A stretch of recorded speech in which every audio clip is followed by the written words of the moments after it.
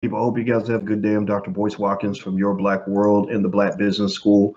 I am glad to be live and glad to see you guys. It's a big day for me. As you guys know, a lot of y'all cheered me on through this. I want to say thank you for that.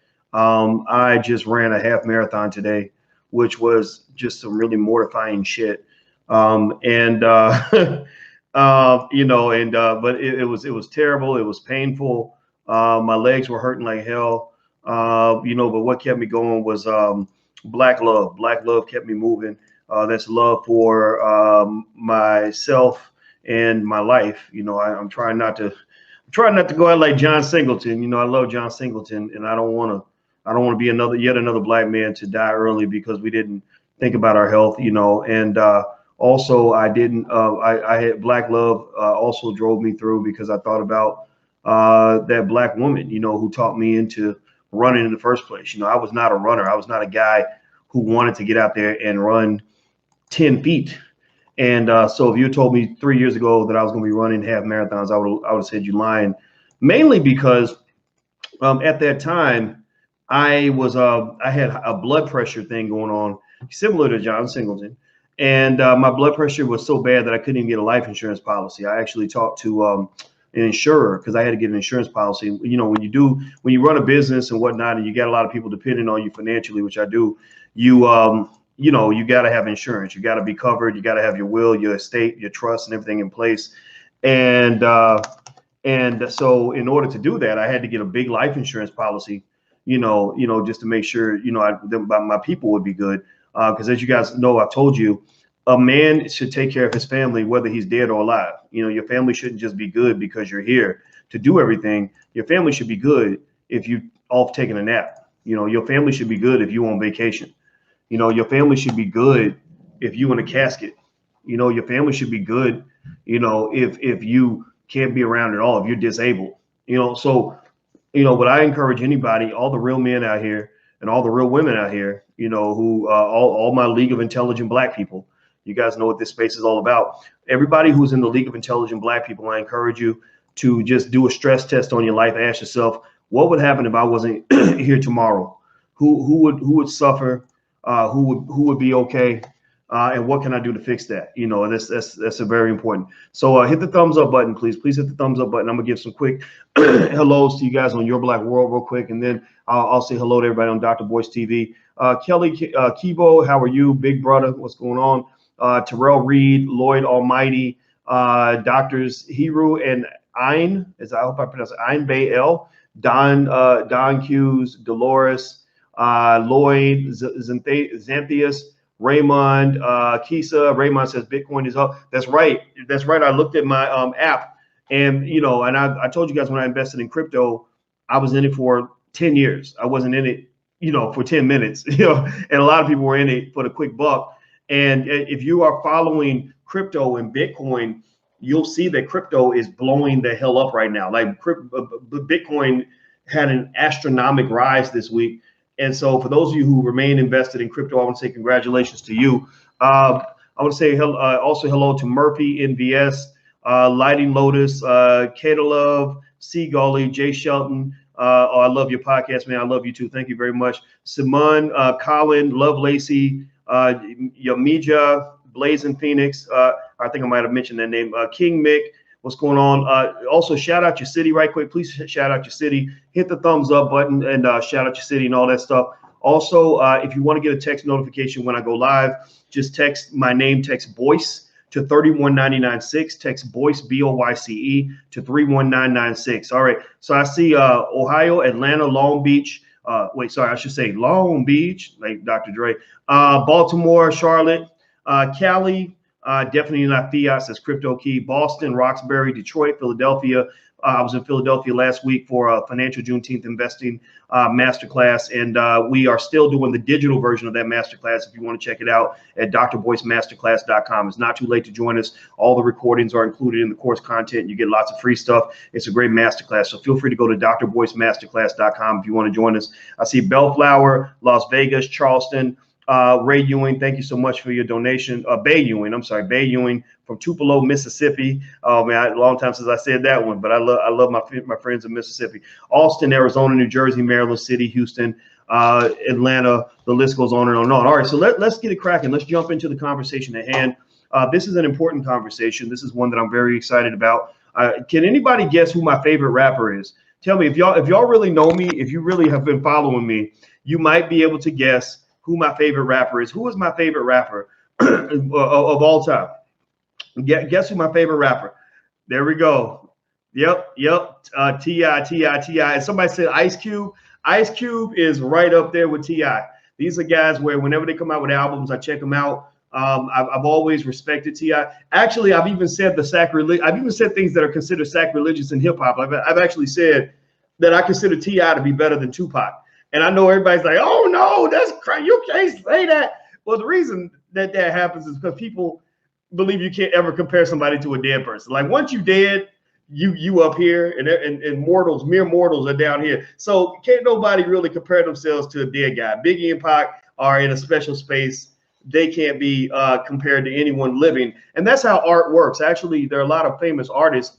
I think Van Gogh and some other people, maybe Rembrandt and a few others. I don't know all the names, but a lot of famous artists, they died in poverty. They died broke and poor, and nobody knew about them. Nobody cared about their work. Nobody showed respect or love for what they were doing. And then they die, and then suddenly it's like kaboom, like they're the biggest thing ever. And I find that so weird, but I think that it comes down to scarcity. You remember before Nipsey Hussle died, actually before Nipsey, two things about Nipsey Hussle. Before Nipsey died, number one, a lot of people who celebrated Nipsey after he was gone could not name a Nipsey Hussle song, could not name a Nipsey Hussle album, barely knew who Nipsey Hussle was. I believe my theory is that a lot of people fell in love with the concept of Nipsey Hussle and what he represented after he was gone because they saw what great work this guy was doing. You know, they saw what he was doing that was so different from what a lot of artists are doing. You know, a lot of artists, unfortunately, some of them been trained to destroy their own community, have been trained to promote genocide. You know, people talk about Farrakhan being dangerous and they ban him from Facebook because you're dangerous, sir. You, sir, are promoting violence. I'm like, what the fuck are you talking about? You have you have record labels run by people who ain't black, who are putting artists on the radio on mass distribution to millions of people around the world, where every other lyric is die nigga die. Seriously, so how the hell are you gonna tell me that Farrakhan's promoting violence when you are promoting violence at an astronomical level, at a nuclear level, like at a level that's like out of this world, that's like intergalactic conery in terms of how damaging it is. And you gonna tell me Farrakhan's dangerous? Farrakhan ain't killed nobody. Farrakhan ain't ordered no murders, because if Farrakhan was ordering murders, people would be gone. That's the evidence that Farrakhan never told anybody to kill anybody. Because if Farrakhan was telling people, if he was around telling black people to kill people, somebody would take that order seriously and somebody would be dead. So you gonna tell me Farrakhan's dangerous, but these record labels that are mass promoting black genocide are not? Okay, I get it. Now I forget. Your fear is not the black man who wants to kill other black men, because that's your partner. That's your business partner. That's your he's an asset and an ally. He's the puppet terrorist who will go or the puppet hitman who will go out and do your dirty work for you, so you can sit back and say, hey, we didn't do none of this. We didn't do none of this, right? But Farrakhan, he does not run in alignment with your agenda. Your alignment or your agenda is to see the black man dead, and Farrakhan wants to see the black man live. So Farrakhan is dangerous not because he wants people dead, but Farrakhan is dangerous because he wants black people to live. And the black man is, in the minds of many, he's considered to be the rodent of America. The black man is considered a termite that needs to be exterminated. The black man is seen as some sort of creature that nobody wants in their neighborhood or in their living room. So ultimately, at the end of the day, the extermination of the black male is something that not only is pursued and promoted on a mass level, similar to what Hitler did to the Jews, but you also can get a nice little butter biscuit if you are a Negro run around promoting the mass extermination of black people. Like if you are willing to go along with that agenda, they will reward you handsomely. That's why They will gladly, some of these whites and Jews and other people who claim that black people are just so bad, so violent, and we're so screwed up and anti this, anti-Semitic, anti whatever. But yet these same individuals who claim this are the ones who run the record labels that mass promote genocide amongst the black community. So let me just back up. Hit the thumbs up button. Please hit the thumbs up button. By the way, you're at drvoicetv.com. This is the home for intelligent black people. So if you're not black and intelligent, you might want to leave, because this conversation might be above your pay grade. You might not be comfortable here. You may not want to hear black people actually speaking about productive issues. You may not want to hear black people talking about the future. It may be weird for you to hear from a black professor who is breaking things down in a way that you don't hear on mainstream TV. My PhD is in finance. And so when it comes to financial topics, I understand things at a level that I can't even explain to you. Whatever it is that you say, if you have an issue, if you think something I said is stupid, I can relate to you. I'm going to actually agree with you, because I'll be thinking, yeah, I used to think that way 22 years ago. And then I read another book, and then I realized that maybe that wasn't the best perspective. So I don't even have an issue if you have your own truth.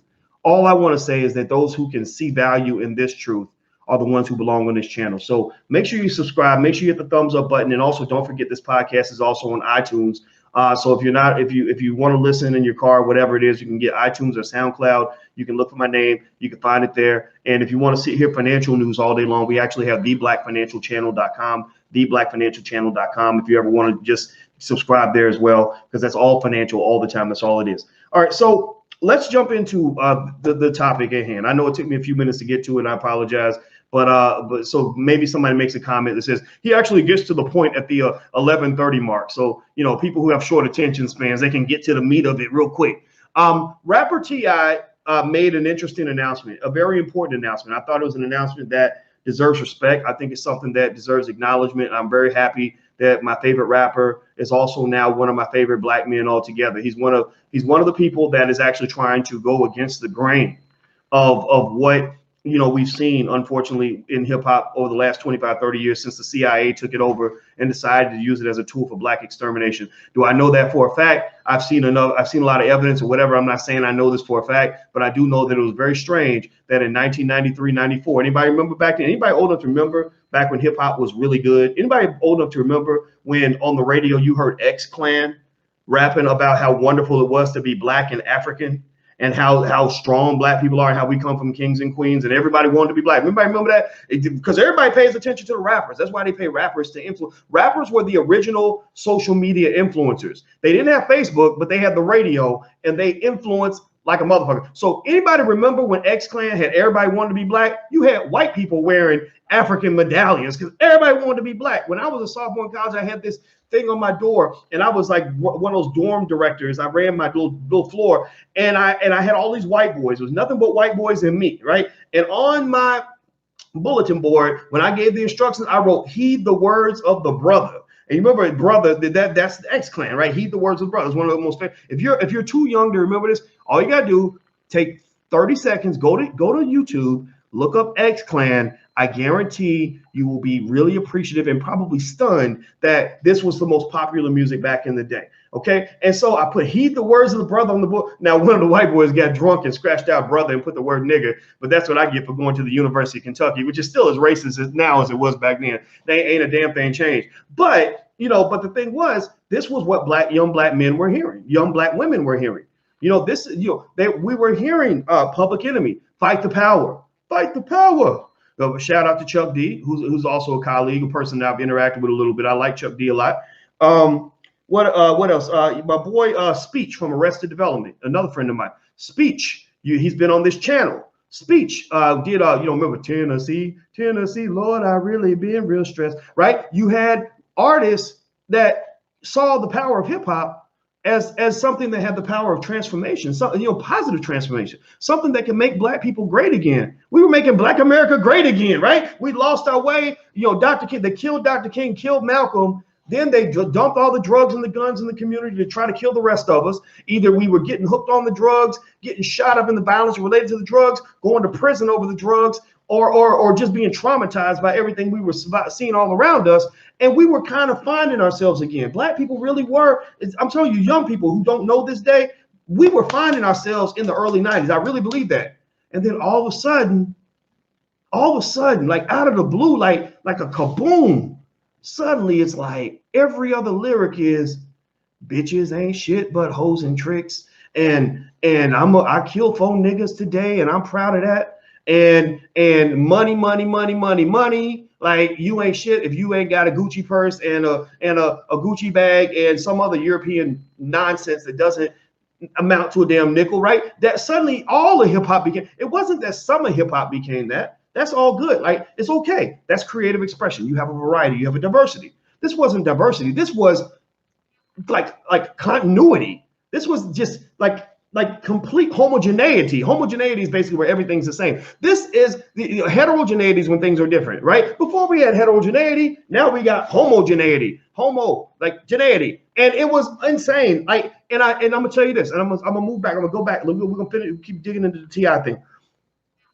You can't tell me that there's not a coincidence that all this occurred right around when? What happened in the Black community around that time that led, or that happened to coincide with the transformation of hip hop into one of the most destructive forces in the history of this country? What happened around that time, around the mid 90s, around 1994, 95? Bill Clinton's in office promoting the crime bill, him and Joe Biden promoting the crime bill where they wanted to mass exterminate Black people and send everybody away. What happened around that time? I'm gonna give you a hint. It involved somebody by the name of Louis Farrakhan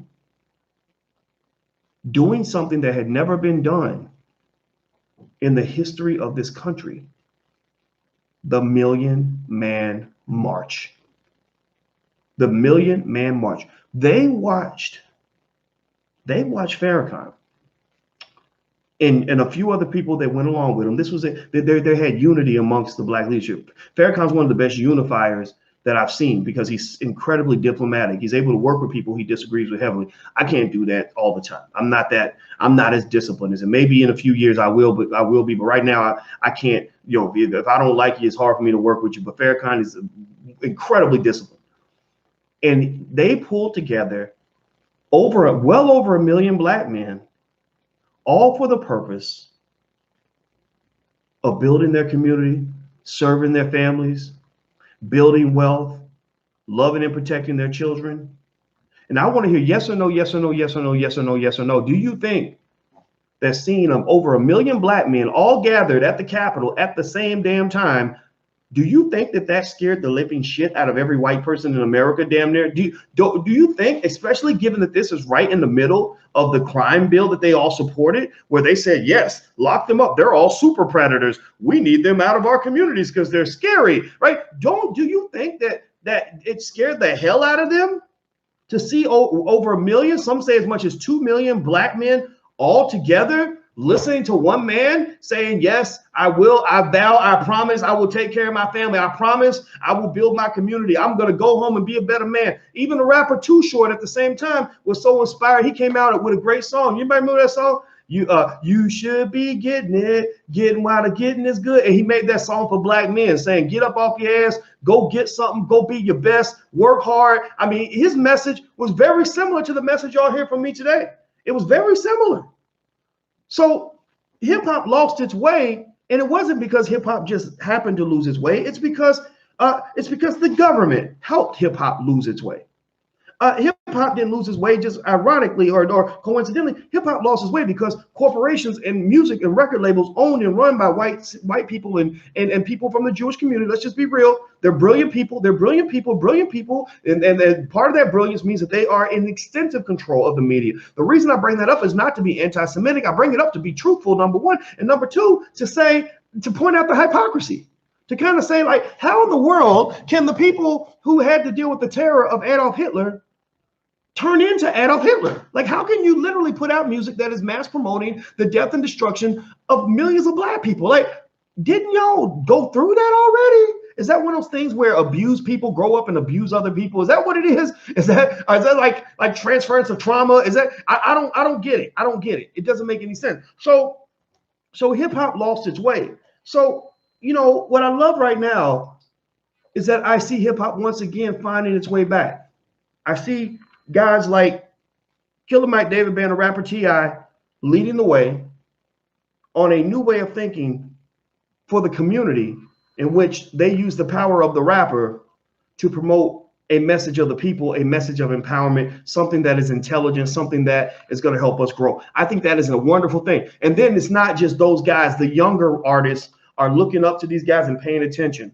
They're listening. They're incorporating that message, right? So you're seeing, you know, this amazing transformation of the community that wasn't in existence 7, 8 years ago. I used to be a big critic of Jay-Z back around 2013, 2014, because I was like, Jay-Z is not rapping about shit. Like, he's rapping about things that don't make any sense, that aren't going to help anybody improve their lives. Like, what are you rapping about, bro? This doesn't make any sense. I had a 3-hour-long debate with a guy who was like Beyonce's tour manager. He managed the different venues she would go to or something. He did something important like that. It was some important job. Somebody wanted me to meet him because they were like, oh, you know, boy, Doc, you should talk to this guy because he can tell you that Jay-Z and Beyonce really aren't what you think, and blah, blah, blah, blah. And we talked for a long time, and I really respected this guy a lot. We had a great conversation.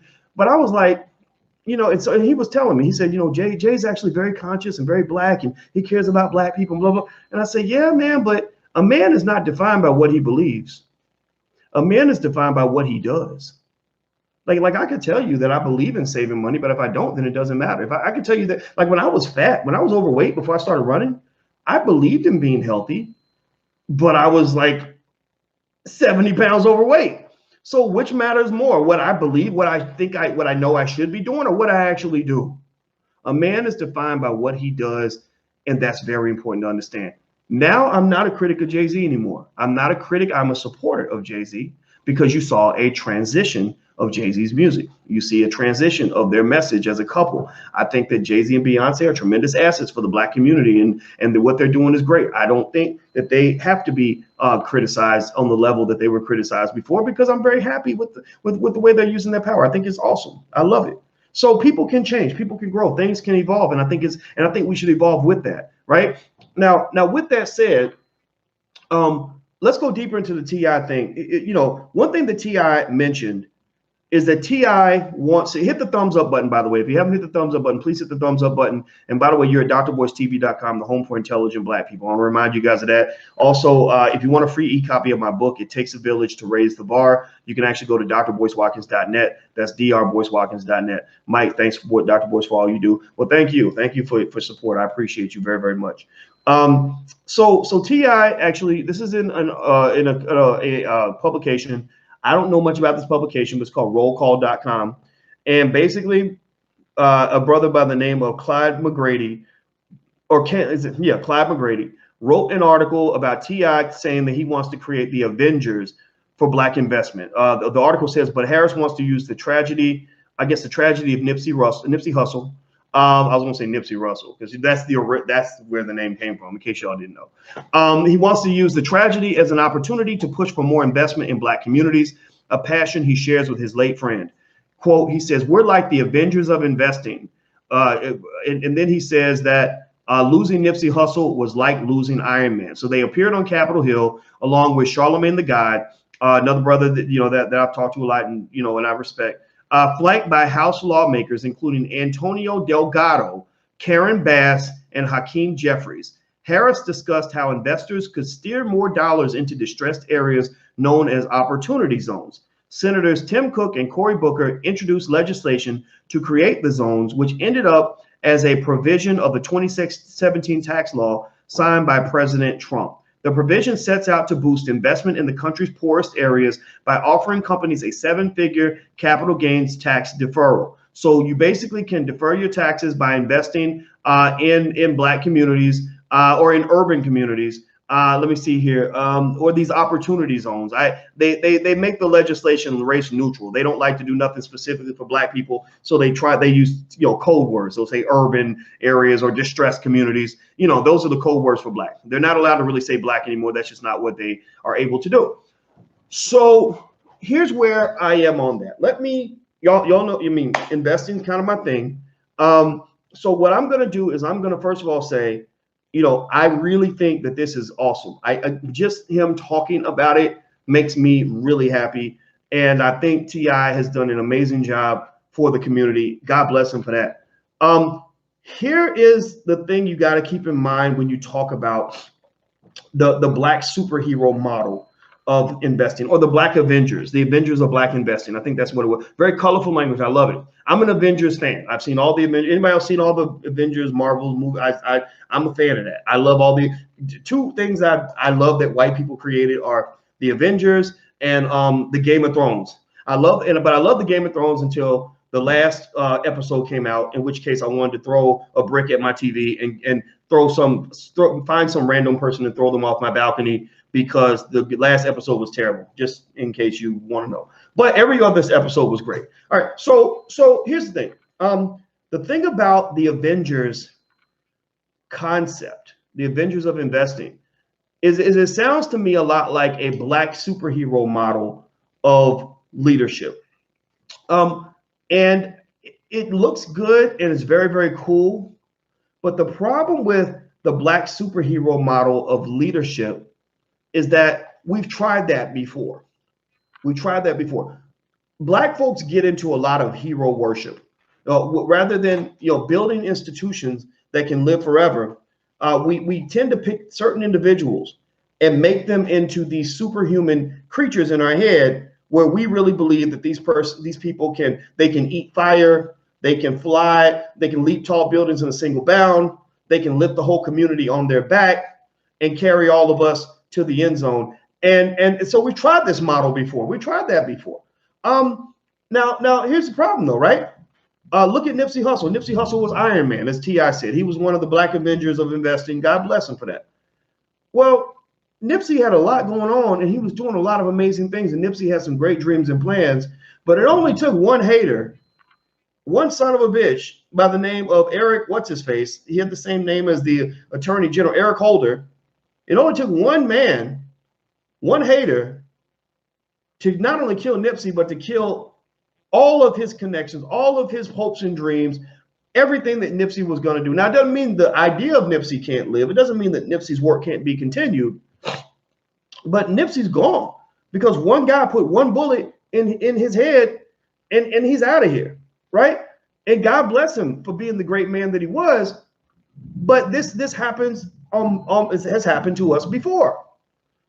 Malcolm X was an amazing man who had a brilliant mind and extraordinary dreams and awesome plans for the black community. It only took one trifling Negro in a crowd to run up with a gun and take him out. Martin Luther King was a great man who had great plans with a great mind, who had a dream. He said, I have a dream, right? An extraordinary human being who led a movement that affected millions. But J. Edgar Hoover and his gay ass, because he used to wear those women's clothing, that's why I say his gay ass, and then he's an asshole. Nothing against gay people, but he just happens to be a gay asshole. J. Edgar Hoover knew that if he took out Dr. King, he could shut it all down. He could shut down the whole movement. So effectively, the problem is when you have this black superhero model of leadership, when you have the big target, you have an easy target. The Chinese have a saying that says, the fattest pig always gets slaughtered. So you know what their remedy for that is? The Chinese don't do, in general, they don't generally do an Avengers model of leadership. They don't do the superhero model of leadership. You know what the Chinese do? They build an army. They build an army. There's not one person you could take out in China, including the president of the country, that's going to stop the Chinese from going all around the world and owning damn near everything on this planet by the year 2100. Do you hear me? When you have an army, they can't look at one person and say, he's the Messiah. Everybody's bowing at his feet. He's the Messiah. He's the Michael Jordan. He's the guy scoring all the points. We're going to go. Nobody else is scoring points except Michael Jordan. Everybody's following his lead. So if we take out the alpha, we can take out everybody else. Anybody who watched, if you watched the Game of Thrones, I don't know, anybody else watched that show with me? If you watched the Game of Thrones, do you remember the part? There was a part in the Game of Thrones. I'm going to just recap it really quick so you guys know what I'm talking about if you don't watch it. There was a part where they had to fight this army called what the hell were they? The White Walkers. They were literally an army of the dead. Like they were literally dead already. So you're trying to kill dead people, which is really tough to do because dead people, they already been there, done that. They're already dead. How am I gonna do something to you that's already been done? Like it's like refried beans. Doesn't make no damn sense. But they were fighting the army of the dead, and the army of the dead was awesome. Because every time they killed a soldier on your battlefield, they could raise that soldier back up, and then the person that used to be your homie is now trying to kill you too, right? So fighting this army of the dead was an impossible task. It was unbelievable. We're like, how are you gonna beat the army of the dead? You can't beat the army of the dead. That's impossible. They're too big. They're too strong. But they had one weakness. One weakness. The weakness was that the whole army of the dead was linked to one superhero called the Ice King. They had one guy, one motherfucker, for whom they knew if we kill him, then the whole army dies because they all follow his lead. So how do you think they defeated the army of the dead? They said, forget fighting everybody else. Let's go get him. So what I'm saying to black people is this. If you want to have progress, you cannot become the army of the dead. You cannot become the army where everybody is following the lead of one person. And if that person's there, then everybody's full charge. If that person's not there, then everybody sits back and does nothing. Like you can't have that. You need to have a decentralized process of black power such that you become a lot like you ever know how you know how why they can't take out groups like ISIS? I'm not even defending or support. I don't even want to get into all that geopolitical bullshit. I'm just saying, do you know why they have such a hard time taking out like Osama's crew and people like that?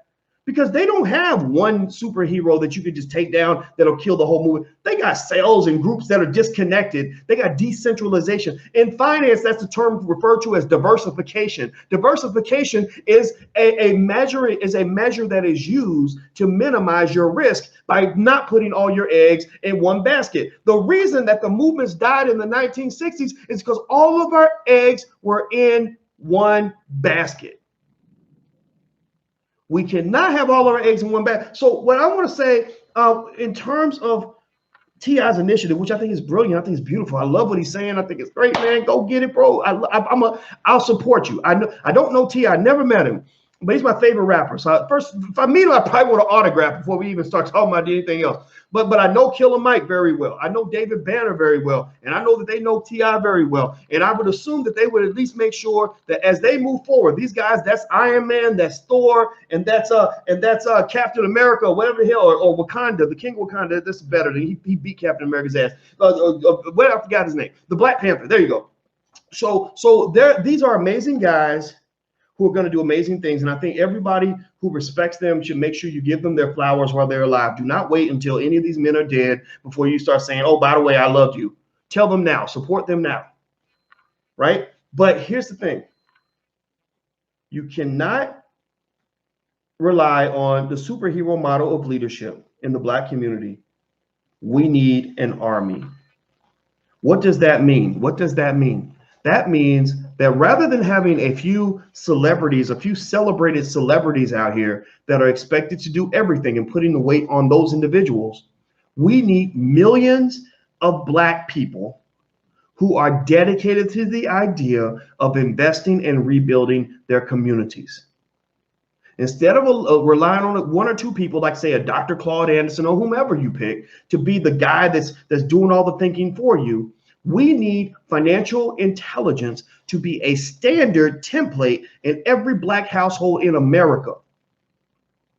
We need black children all black children before the age of 12 to know how to start a business. Every black child in America before the age of 12 should know how to invest in stocks and should own a few shares. Every black child in America before the age of 12 should know at least the fundamentals of owning real estate and understand the importance of ownership and value so they can make business deals. Not fill out job applications, but know how to make business deals. Why is that important? Why is that important? Well, if the Black Avengers, whoever they are, if these Avengers if they have an army behind them, then they can get shit done. See, if you have an economic army behind you, that means that if you want to go out and raise $100 million to buy a building, most black celebrities ain't got $100 million. Most of them don't have it. But if you want to raise $100 million to buy a building, you've got 10 million soldiers all begging to invest in that project. Yo, like Jay Morrison, bless him for opening that door. The Tulsa Fund, he raised $12 million. Well, white folks are raising billions in their fundraising rounds. They're going out and saying, we got this great investment. Would you like to buy shares for $500 a piece? They can't stop all the millions of people that are ready to be a part of that economic army. Every corporation that you see that's worth 10 billion, 50 billion, 100 billion, half a trillion, or even over a trillion like Amazon is the result of an economic army. Jeff Bezos cannot afford, he is the richest man on the planet, but Jeff Bezos cannot afford to run Amazon with his own pocket money. He's the ultimate avenger of investing for white people, and he can't run Amazon by himself. He needs the thousands, tens of thousands, maybe hundreds of thousands of individual investors who all own shares in the company to provide him with the capital that he needs in order to move forward.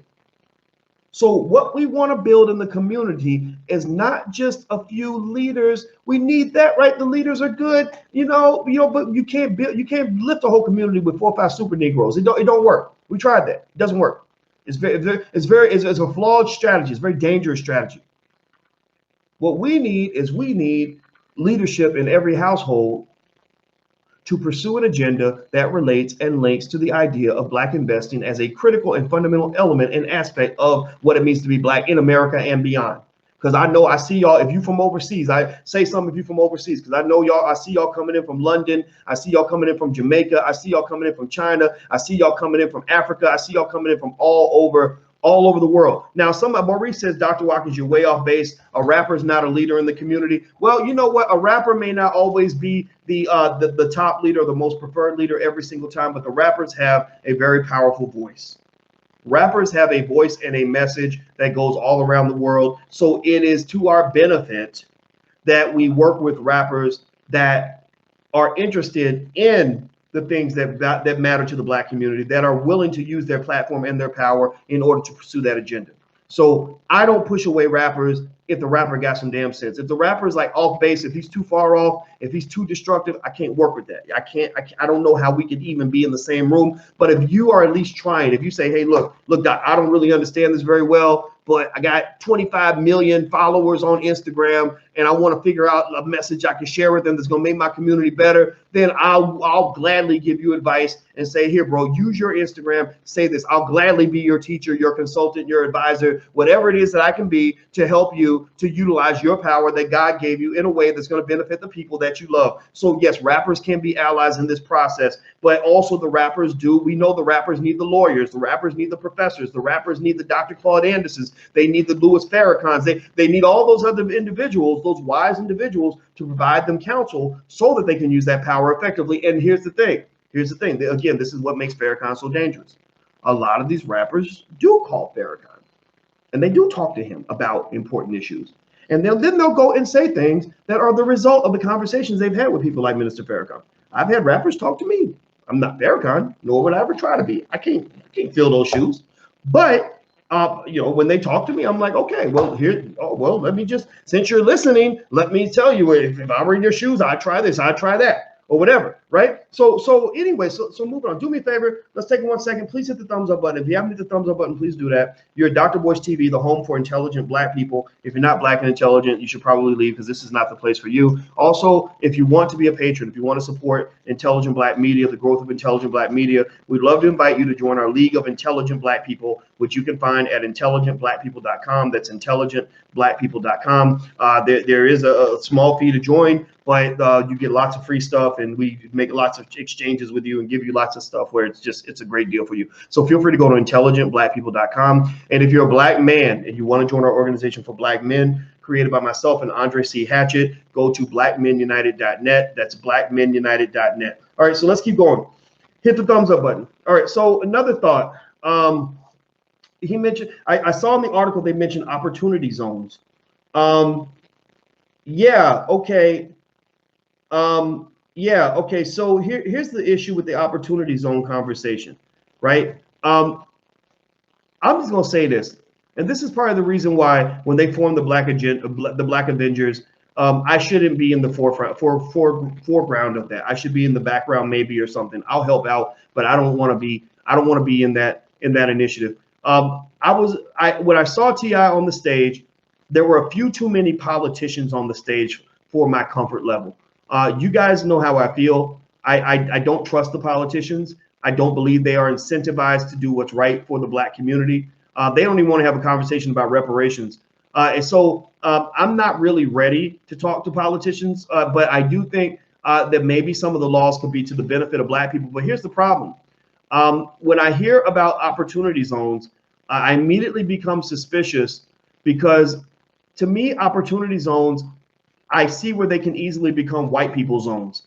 If you look in Chicago, they have these laws that say, look, if you want, you can buy certain buildings in the Black communities for $1. And people are like, that's great. I got $1. I'd like to own a building. I was watching Dr. Boyce. He said owning buildings is good. So we're going to go buy this building for $1 because everybody's got $1. Oh, but then they'll come out and they'll say, oh, no. But stop. Put your dollar back in your pocket. Because you can't buy the building unless you already own property in the neighborhood. What? Wait, what'd you, huh? Wait a minute, how am I going to become an owner if I need to already be an owner? That don't make no damn sense. Like, what are you talking about? That's like saying I can't get a job unless I got experience. But how am I going to get experience if I ain't got a job? Right? Like, so you're not, I get it. You're not supporting the transition of people going from being renters to being owners in their neighborhoods. You're just trying to make the white people and the Arabs and the Jews and whoever owns property in that community, you're trying to make them richer, giving them an easy tax break where they can go own even more property in the Black community, right? So and the other thing too, when you talk about investing, we get real excited when other people are coming in and making investments in our neighborhoods, and we're like, oh my God, this is so great. We have a Starbucks in our neighborhood. But I mean, they might hire some people from the neighborhood to run the Starbucks, but Starbucks ain't there for you. Starbucks ain't there to help your community grow and get stronger. Now I'm not trying to say that this is all 100% accurate. I got to read more details of the opportunity zones, but I have a deep fear and a deep concern just because I just know white people really well. I know them better than themselves. I know white people the way a man knows his own child. I've been watching them since I was a baby. And white people are sneaky when it comes to that shit. Like they'll be like, oh yeah, this is for you. But then you'd be like, okay, after we roll the dice and the dust settles, how come you got all the damn money and we still broke? Like seriously, they've been creating these plans for the longest time. And the plans always somehow end up with Black people at the bottom of the economic ladder. So what I would almost say to T.I. or anybody as they're pursuing opportunity zones or any other initiative is at the very least, Black ownership must be a tip-top priority in all of these initiatives. Doesn't mean everything in the hood has to be 100% Black owned all the time. I don't know if that's even realistic at this point. But don't show me no damn strip mall where all the businesses are owned by other people. That's not progress, Black people. That's actually additional exploitation. That means that they're financially raping you at a level that they couldn't rape you before because now they have better tools to extract your wealth. Now they're, instead of sucking out your wealth through a water hose, they're sucking it out through a gigantic hose like they use at the oil refineries, right? They've got a bigger hose and they're just we're going to get all the money out of this neighborhood, right? So ultimately, the opportunity zones, I'm skeptical of that. I also, kind of look at these politicians, and I've never really seen the Congressional Black Caucus take a strong issue or a strong stance that really seemed to benefit Black people. And so when T.I. says he wants to work with the CBC, I honestly kind of cringed a little bit. And I didn't really know what to think of that. I want to be supportive. In fact, I'm probably distrustful because I've been traumatized by the fact that they've been unfortunately so worthless when it comes to solving issues like the wealth gap, that I don't really see how they can be instrumental in helping to resolve that issue in the future. I just don't see it. I'm not saying that it can't happen. Maybe I'm just the old guy who needs to just be pushed to the side so that new ideas can come to the table. But I know for a fact that we've been electing Black politicians since forever, and that Black wealth gap ain't shrinking. That shit ain't shrinking. That shit's growing. In fact, Robert Smith, when he paid off the student loans of those Morehouse grads, he did more to shrink the Black wealth gap than damn near any politician or celebrity I've ever seen in my life. Seriously, it was only 40 million. It ain't enough to really make a cosmic shift, but Robert Smith did more with that one move to liberate Black people than damn near anybody else I've seen in this generation or before. I'm not saying he's the number one, because he's got to still earn that. There's still more I got to learn about this guy, but that was a gangster move. Like, that was literally cleaning shop. Like, that was literally saying, I'm coming here to be the great liberator. Like, just like Game of Thrones, there's this white lady on there. She's like the great liberator. She had these dragons, and she would go places, and the dragons would burn everything up, and then people would be free. Like, that's what she is. She's like the break. He's like the breaker of chains, because all these young Black men were going out into the world with all these hopes and dreams and possibilities, but they were handcuffed and shackled. They could only take little baby steps, and their arms were tied behind their back, because they let Uncle Sam do that shit to them, because we all hooked on this college dream. And I'm telling you guys, I've been a college professor 25 years. That college dream needs to be adjusted. You need to modify that, because literally these young Black men, half of those men were never going to pay off their student loans. Half of those men were going to die in debt. Half of those men were going to die with horrible credit. Half of those men were never going to be able to be economically free enough to even start a business or to do anything for their community other than go out and get a job and maybe pay off, take care of their kids, pay off a baby's mama, whatever it is that they chose. But they weren't going to be able to do no real moves. To make real moves, you got to be free. You got to be stretched out. When I was on the track today and I wanted to stretch out and run fast, I had to be unshackled. I had to be able to take long strides. You can't do that when you got shackles on. You can't make money moves when you ain't got no money, and the money you have, somebody else is taking it. So those Black men were in chains economically. Robert Smith broke those chains. That was a beautiful thing, and I believe that we should capture that moment and hold on to that, to the point where I believe that any Black celebrity who speaks at an HBCU commencement from this point on should be expected to support or create a fund of some level. You ain't got to do what Robert Smith did. 40 million is a lot of money, but maybe it's 2 million, maybe it's 1 million, maybe it's $500,000. But create or maintain some fund that goes toward the liberation of those Black people and freeing them from their student loans. That's what you call a solution. That's what you call progress. So I'm gonna just tell you with T.I.'s thing, I think it's great. I don't trust these damn politicians. Maybe they're gonna prove me wrong. I would love for them to prove me wrong and say, ha ha, boys, you dumbass. When you look at what we did, look at how much we own, look at how we shrank the wealth gap. Maybe they'll prove me wrong, but I haven't seen the evidence of that. Here's another thing. When you talk about the importance and the value of building an economic army versus having a few Black superheroes and a few Avengers, the army takes pressure off of the superheroes. We can still use the leaders, no question. T.I.'s a leader. God bless him for that. But the army takes the pressure off the leaders. And what does that mean? That means that if you want to raise 50 million from the Black community to do something important, you can go to your people and you can say, look, we got this empowerment zone opportunity that we put together with the lawyers, and we believe we can buy this section of Atlanta for 50 million. Are y'all in? Everybody's in. Everybody's in it. They get it, because they understand not only the importance and the value of investing and owning their communities, they're willing to put their money where their mouth is. Like we are educated fully on the odd contradiction that, you know, you can't tell me you can't afford to go invest in stock when you literally spent 80, 90, $100 taking your girl and your children to see the Black Panther.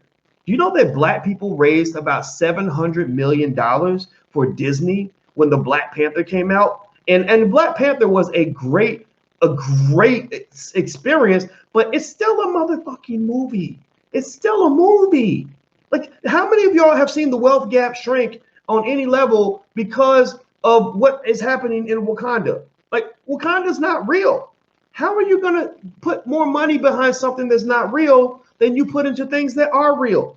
How are you going to go put more money into Disney's pockets than you put into your own pockets?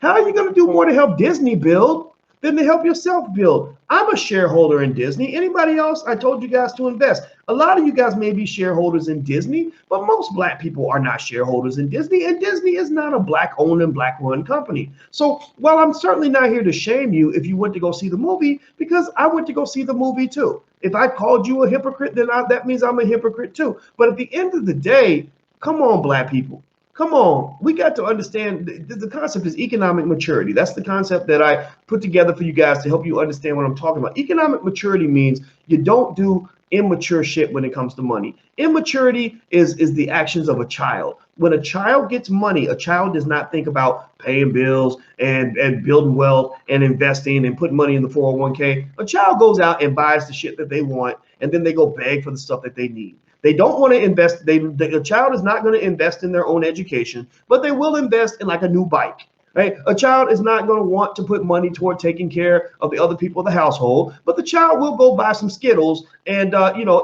some slime so they can play with slime in their living room. Right? So ultimately, one of the big challenges that we have to work through as a community is the challenge of economic immaturity. We have a lot of people who have spent enough money on fast food and sneakers to literally build tens of thousands of dollars in wealth for their family, some over $1 million. And I've been to Atlanta where T.I. and David them live. I'll be running around Atlanta. Anybody ever been to Atlanta and seen just how bougie some of the Black people can get in Atlanta? Like just literally how the materialism is like off the damn Richter scale. I'd be like, God, I can't believe I saw a woman with a weave that cost $1,000. How do you afford to spend $1,000 on a weave?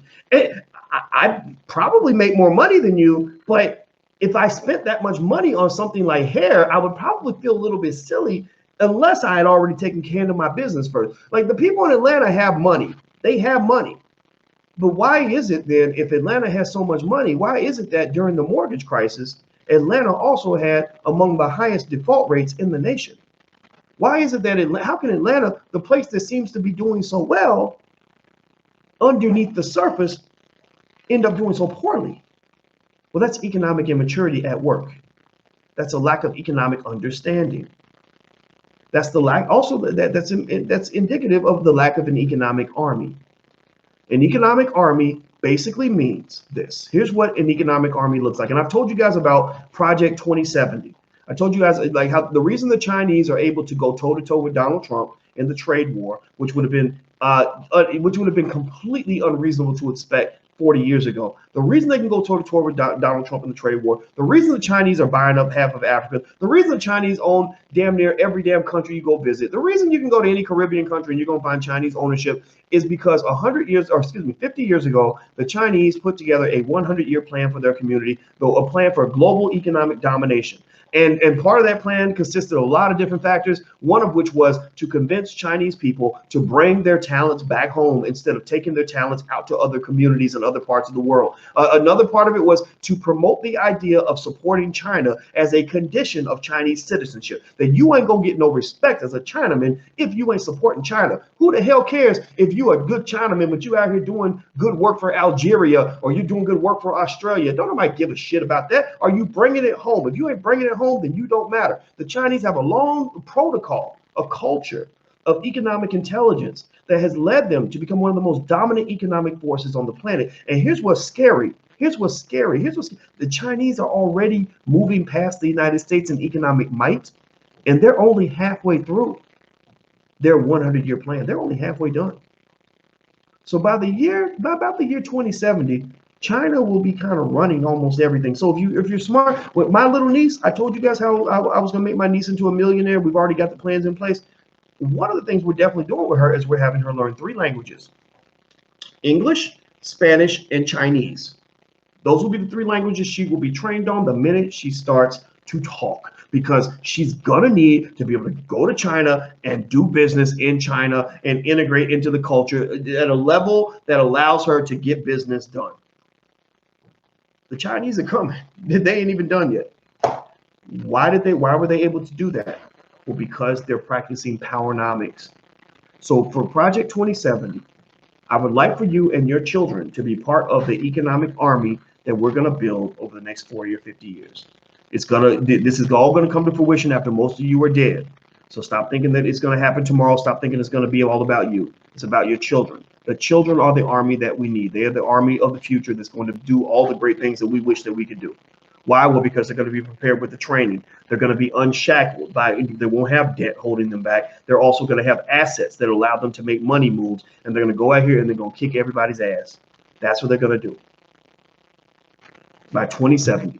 So what I ask you to do is commit that your children, by the age of 12, you will expose them to entrepreneurship, to where they at least know the basics of what it means to start a business, how to start a business, just why it's better to be an entrepreneur than it is to just go work for people your whole entire life, why it's better to be able to own things. Even if you don't want to run a business, at least own a part of a business that somebody else is running, right? Everybody should own something.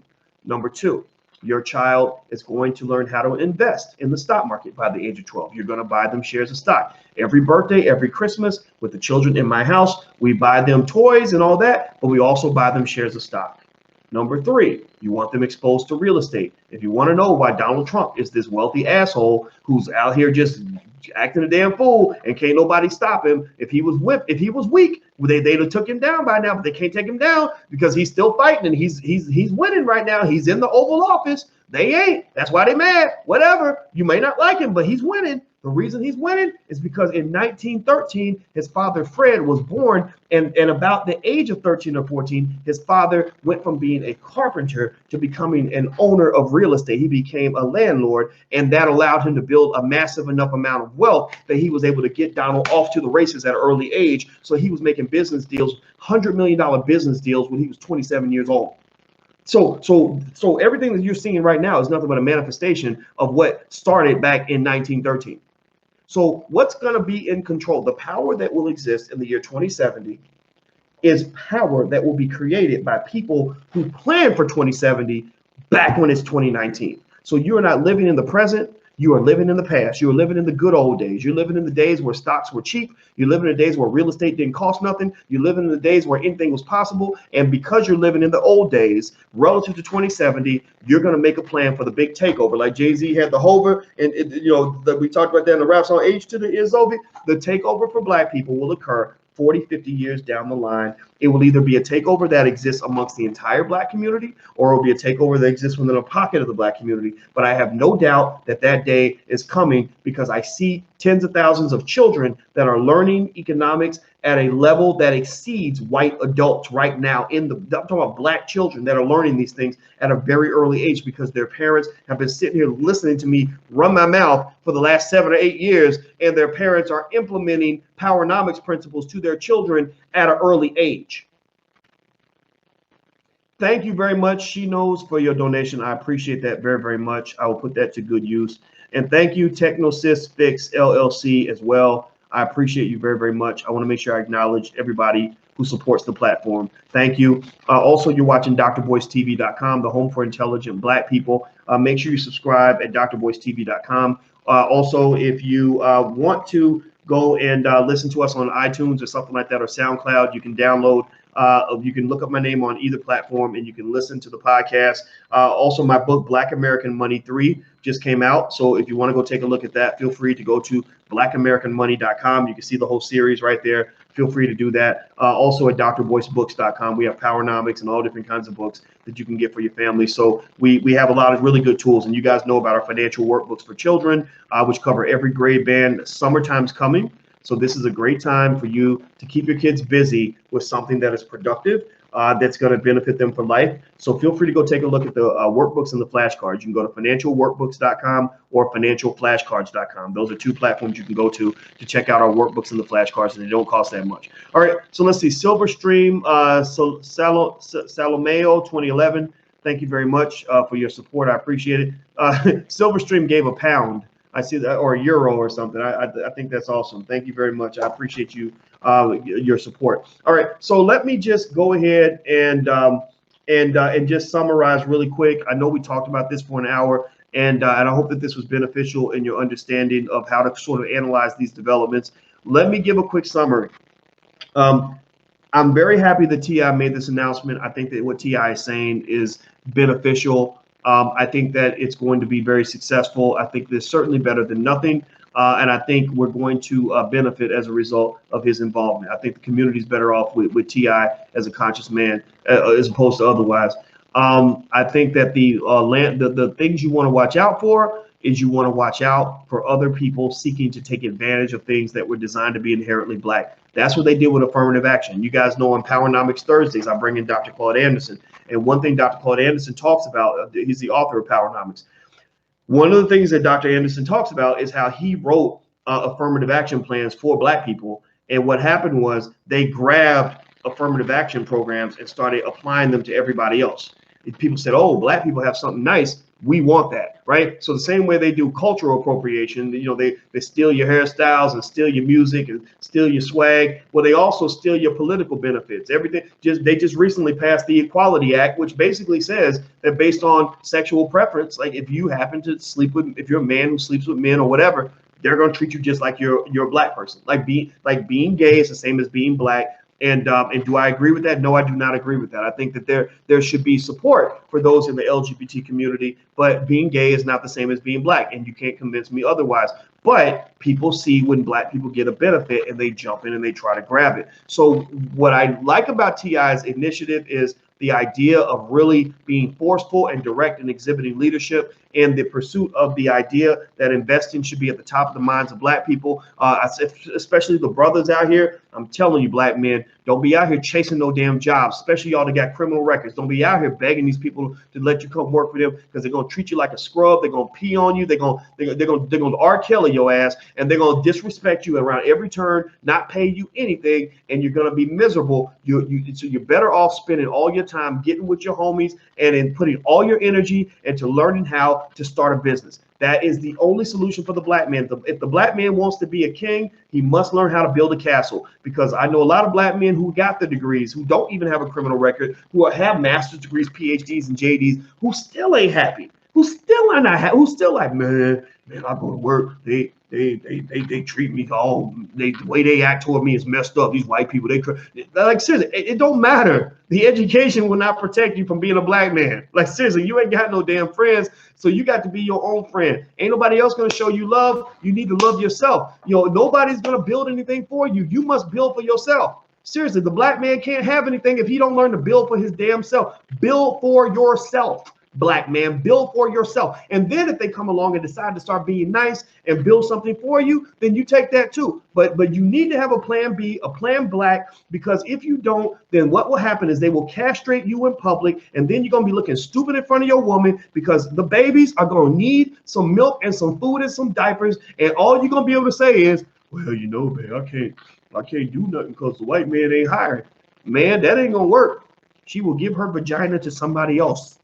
That's why you have Tamron Hall's baby, little biracial baby, being celebrated like something special about the baby. Well, Tamron Hall is another Meghan Markle. She's another Kerry Washington from Skin. Like, they celebrate these interracial relationships, not because, in no disrespect, interracial relationships are fine. People want to love who they want to love. I'm not disrespecting that. But here's the agenda. The agenda is that the black man is so crippled, so disabled, so handicapped, so worthless. They're saying to the black woman, stop waiting for his ass. Stop waiting for that Negro. It's like when I go run with Alicia, she's the runner. She's fast. She's in good shape. I can't run as fast as her. I got a little extra weight and I got a knee issue, so I'm not as fast as her, right? But you know what she does? She loves me as her man. So she waits for me. She says, "No, baby, I'm gonna be right here by you, and we're gonna finish this race together." So we crossed that half marathon together, even though she could have left me behind, right? So real black women don't leave their men behind. Real black women love their men, even when they've gone through the struggle. They understand what we've gone through, and they have our backs no matter what. And God bless you, women. If you're a real black woman, raise your hand, throw your hands in the air, say something in the chat, because I want to say that God has blessed us with strong black women in the community, and I love you with all my heart. And I swear to God when I say this, that I mean this with everything all that I love. But here's the thing: what they're also telling black women, especially those who haven't been treated so well by black men, or black women who are frustrated about what's going on. Black women who who don't really understand how we got to this point. They don't understand mass incarceration and the effect on the black man. They don't understand the consistent agenda since slavery to keep the black man uncompetitive. They don't understand those things, so they just go angry and frustrated. Maybe the daddy wasn't there. Maybe another man mistreated them. Maybe the baby daddy that they had didn't take care of the kids or whatever. So they're saying to that woman, like, look, the reason that you're in this pain is because you're betting on a losing horse. The reason you're in this pain is because you're playing for the losing team. You're playing for the New York Knicks, and you need to come join the Golden State Warriors, right? You need to go to team light skin, team white skin. You need to come out here and with us because your team is not winning. That's what they're saying. That's the message that they're giving black women in these movies. And I resent that. Why? Well, because the black man ain't never been meant to be on no losing team. Because you can't tell me that I'm not a fucking king. You can't tell me that we're not meant to be kings. You can't tell me that we don't have king shit all up in our DNA, all up in our blood. And you can't tell me that the reason that they try to do a rope-a-dope on us psychologically and brainwash us at an early age, you can't tell me that they don't do that because they see in you what you don't even see in yourself. They saw how great you were when you got off the slave ship. They saw how physically dominant you were. They saw the size of your penis.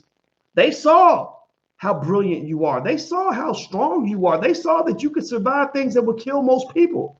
They see this, and it scares them. So if you're afraid of an animal, you don't confront and fight the animal heads up. What you do is you get inside the head of the animal. At the circus, the trainer knows that the elephant could kill him by stepping on him. He could kill him in 1 second. So he can't fight the elephant. He's not going to try. It wouldn't work. So the only way he can control the elephant is to control the elephant's mind and to scare the elephant so much that the elephant wouldn't dare to try to exert his power onto the trainer. And that's how he keeps the elephant at bay. So what I believe is that black men, we need to go ahead and let that elephant out the damn cage. Don't be scared to be who you are. Don't be scared to be strong. Don't be scared to fight for what's yours. Don't be scared to build. Build something. Go get ahead of the curve. Educate yourself. Believe in yourself. Because we at least owe it to black women to put our best foot forward. And most good black women, I believe, good women, because everybody ain't good. So all of us have been traumatized. Everybody ain't. Some of us are out there. But most good black women I know, they just appreciate it when a man is trying. I ain't perfect. I have not won every fight in my life. I will not and have not won every battle that I've taken on. But one thing I know is that the women in my life, they respect me because even if I fail, I'm going to go out swinging. So that's it. That's all I got to say. I want to say thank you one more time to Smalls. Small says success requires sacrifice. Thank you for your donation, Smalls. I appreciate that very much. Success requires sacrifice. Try turning off all your cable and entertainment for 1 year and invest that money. Temporary sacrifice can have a long-term gain. That's absolutely true. I know several people who bought their first house because they spent a year doing something like, doing their hair at home. Or Andre Hatchett said he spent a year not eating out, and that gave him enough money to put a down payment on his first house, and he's been a homeowner since he was 22. So anything you want is out there. You have to sacrifice. Eliud Kipchoge, who is the world record holder in the marathon, who's from Africa, I think Kenya. Eliud Kipchoge If I got it wrong, please forgive me if I got the country wrong. But Eliud Kipchoge, when they asked him, how do you run marathons so fast? How are you so successful? He said, it's sacrifice. He said, you cannot have success without sacrifice. So sometimes the simple solutions are always best. And so I say go for the simple solution. Focus on being great, and you can do this. All right, so I'm out of here, guys. Thank you, Ti, for what you're doing. I appreciate you, brother. I respect everything that you're hustling toward, and if I can be of any help, I'm glad to support in the background. For really more so in the background, I should be in the background because I don't get along well with these politicians. But I'm always happy to take a call from these guys and support them in every way. And I want to say that publicly. By the way, hit the thumbs up button before you go. Please hit the thumbs up button.